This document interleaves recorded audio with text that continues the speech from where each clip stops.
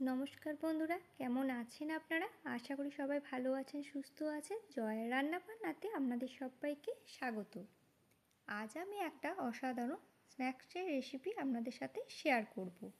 বাইরে যা বৃষ্টি হচ্ছে এখন, তো সন্ধেবেলা চা বা কফির সাথে ভাজাভুজি খেতে কিন্তু খুবই ইচ্ছা করছে।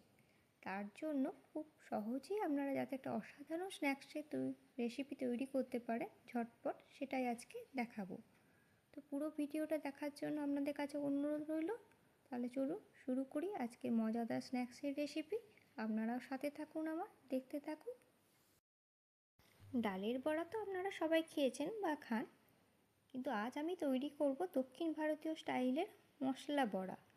তো তার জন্য আমি 2 কাপ ছোলার ডাল নিয়ে নিয়েছি। ছোলার ডালটা আমি 3-4 ঘন্টা জলে ভিজিয়ে রেখেছিলাম। এবার জল ঝরিয়ে একটা বাটিতে আমি নিয়ে নিয়েছি।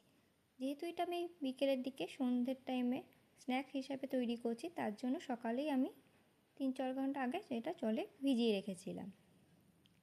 তো ছোলার ডালের সাথে আর কিছু মশলা আমি মিক্সিতে মিহি করে বাটবো। তার জন্য নিয়ে নিয়েছি 3টে কাঁচা লঙ্কা, 1 ইঞ্চি আদা নিয়েছি, সেটা টুকরো করে নিয়েছি, আর 1 চামচ মৌরি, আর 2টো শুকনো লঙ্কা একটু টুকরো টুকরো করে নিয়েছি। এই সমস্ত মশলাগুলো ওই ছোলার ডালটার সাথে একসাথে মিহি করে আমি একটা পেস্ট করে নেবো। খুব মিহি করব না, একটু দানা দানা দানা থাকে সেই রকমভাবে পেস্ট করব। আপনারা চাইলে শিলেও বাটতে পারেন।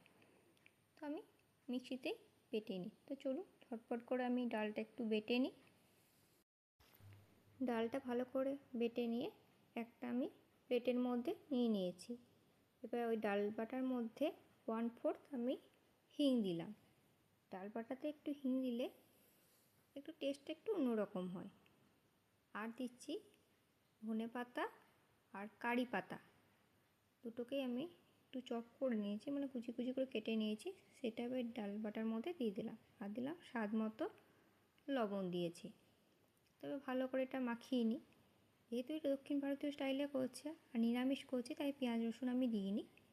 আর দক্ষিণ ভারতীয় স্টাইলে করছি বলে একটু কারি পাতা দিলাম। কারি পাতাটা কিন্তু অতি অবশ্যই আপনারা দেবেন, একটু টেস্টটা একটু অন্যরকম হয়ে যায়। তো ভালোভাবে মাখিয়ে নেওয়ার পর দিলাম রাইস ফ্লাওয়ার, মানে চালের গুঁড়ো। 1 চামচ চালের গুঁড়ো দিলাম। চালের গুঁড়ো দিলে কিন্তু খুব মচমচে হয়, একটু শক্ত শক্ত হয়, ভেঙে যাবে না চটপট।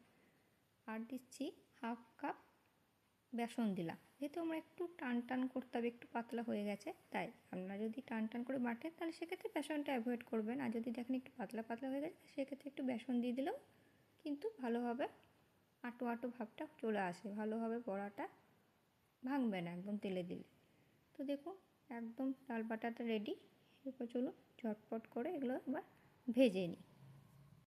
তো দেখুন এরপর কড়াইয়ে আমি তেল বসিয়ে দিয়েছিলাম গরম হতে। সরষের তেলে আমি এটা ভাজবো। তো ডিপ ফ্রাই হওয়ার মতনই তেল দিয়েছিলাম। তেলটা গরম হয়ে যাওয়ার পর ডাল বাটাটা থেকে চ্যাপ্টা আকারে বড়ার আকারে করে সেগুলো এবার তেলের মধ্যে দিয়ে দিলাম এক এক করে। প্রথমে ওই 3-4টে করে একসঙ্গে দেবো না, সবগুলো 3-4টে করে দিয়ে ভাজবো। আর খুব হাই রাখিনি বা খুব লোও রাখিনি, মিডিয়াম আছে আমি কিন্তু এটা ভাজবো ডালের বড়াগুলো। তো ওই পিঠটা ভালো করে লাল করে আমার ভাজা হয়ে গেছে, তাই উল্টিয়ে দিয়ে এই পিঠটাও আমি লাল করে ভেজে নেবো। তো 2 পিঠ লাল করে ভেজে নিয়ে তারপর আমি এগুলোকে তুলে নেবো। তো দেখুন আমার লাল করে ভাজা হয়ে গেছে। তো চলুন এইভাবে আমি সব বড়াগুলো এক এক করে ভেজে তুলে নিই। বড়াগুলো দেখুন আমার একটাও কিন্তু ভাঙেনি, যেহেতু চালের গুঁড়ো দিয়েছিলাম তাই একটু টান টান হয়ে গেছে। খুব ভালোভাবে কিন্তু ভালোভাবে ভাজা হয়ে গেল। তো বন্ধুরা, আজকের আমার এই ভিডিওটি ভালো লাগলে অবশ্যই একটা লাইক করে দেবেন, আর কমেন্ট আর শেয়ার করতে কিন্তু একদমই ভুলবেন না।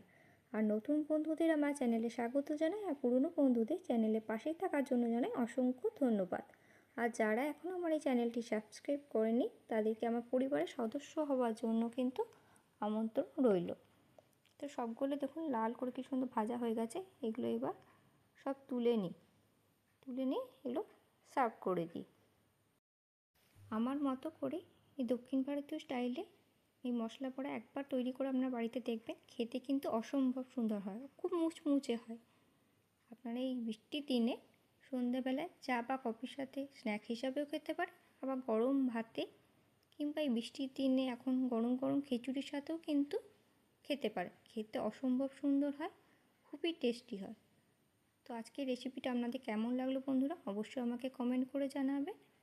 তাহলে চলুন বন্ধুরা, আজ আসি তাহলে। আবার দেখা হচ্ছে আপনাদের সাথে নেক্সট ভিডিওতে। ততক্ষণ আপনারা সবাই ভালো থাকবেন, সুস্থ থাকবেন। ধন্যবাদ।